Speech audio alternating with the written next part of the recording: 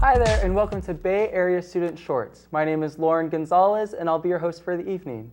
Here at B.A.S.S, we are dedicated to showcasing the local student talent and give you a little insight to the film projects that they've been producing. The show will start by first screening a short clip of the project at hand, and then I'll be sitting down with a one-on-one interview with the makers behind the magic. Expect thrills, chills, awes, and even a couple laughs. The first one we will be showing is Soul, directed by Rader.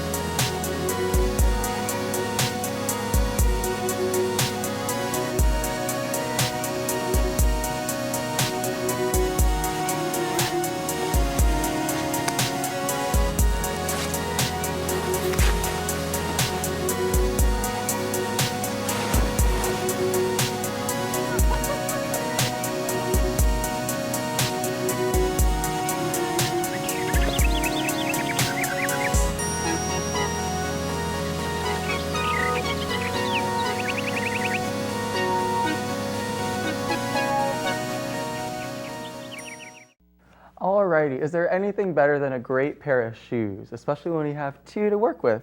Well, here I am sitting down with Rader. How's it going? Pretty good. How about yourself? Oh, I'm doing pretty good. Is it okay if I call you Jordy? Of course. Awesome. So why don't you tell us a little about yourself? Like, how old are you? Where do you go to school? I'm 20, almost 21. And how you doing? Yes, very close. And I go to San Francisco State. I'm a cinema major in production, as you can tell.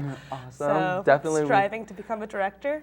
Oh, it looks like you're on your way. Yep. By the way, I love your outfit today. Oh, thank you. There you go. Sunny day in San Francisco. And we make the most of it, exactly. So after watching your video, one of the things that I really liked about it was the fact that the story was told without the use of words, and even more so like through feet. So it almost seemed like the subconscious mannerisms that we do in those type of environments. How'd you come up with that idea? Well, the project was actually to not have any dialogue in it, and I just always have had a fascination with using close-ups in all of my films. I just love that in a close-up you can tell a lot about someone without revealing even too much. Just the simple tapping of a foot to, dancing to just all of that can just reveal a lot about a person, and so that's what I wanted to focus on in this film. We definitely got a sense of like the characters because you had, the velvet boots, which were obviously the girl character, and she was all kind of like antsy and excited, and then the Converse was like the guy, obviously, and he was just trying to play cool, and it was awesome that was actually coming through.